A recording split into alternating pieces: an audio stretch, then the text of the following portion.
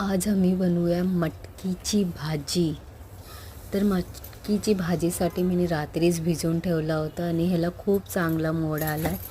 त्याच्यानंतर आपण 2 कांदे 2 टमाटर घेऊया, त्याला चांगलं बारीक कापून टाकायचं। आणि मटकीची भाजी आपल्या हेल्थसाठी खूप चांगलं आहे, जास्त ऑइली पण नाही। तर तुम्हाला खूप नक्की हे आवडेल, तुम्ही हे रेसिपी नक्की ट्राय करा। त्याच्यानंतर मी 4 मिरची घेते, मिरची पण बारीक बारीक कापून घेते। आणि हे मग त्याच्यानंतर माझे कापून झालं आहे, मग एक कढाई घेते, कढाईमध्ये 2 चम्मच तेल टाकते। मग तेल माझं गरम झालं आहे, त्याच्यानंतर आम्हाला कढीपत्ता जिरे मोहरी टाकून चांगला ब्राऊन थोडा करूया।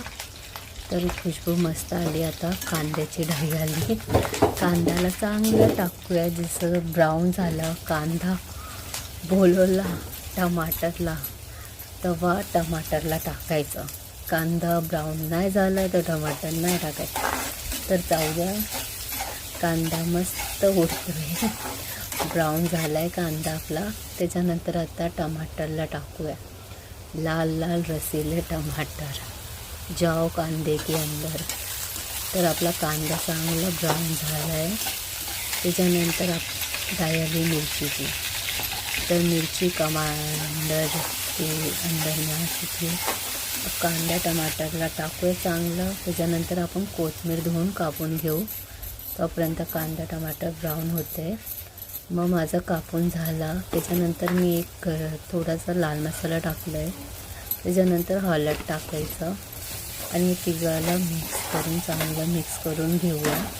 त्याच्यानंतर आपला चांगलं मोडाला मटकी टाकू, त्याच्यानंतर मटकीला चांगलं फिरवूया। मटकी मस्त देखा किती चांगला मोड आला आहे त्याला। त्याच्यानंतर स्वादानुसार नमक टाकूया, जास्त नमक नका टाकू बाबा, भाजीला पण आणि भिजत्यामध्ये पण। त्याच्यानंतर कोथिंबीर कापला होता ते टाकून घ्या, बाकी नमक स्वादानुसारच चांगलं लागतं हर ठिकाणी। तर आपली लाईफ पण तशीच असते, जास्त खारट कोणच खात नाही। तर हे खूप चांगलं आहे। त्याच्यामध्ये 1 कप पाणी टाकूया, त्याला थोडं चांगलं शिजूया।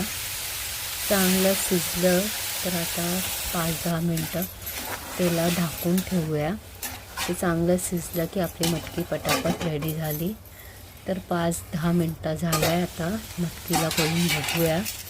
मटकीला बघितलं तर माझी चांगली मटकी झाली आहे बघा, किती मस्त मटकी। आणि खूप खूप बघितलं आहे, थँक्यू। लाईक शेअर कमेंट करत जावा।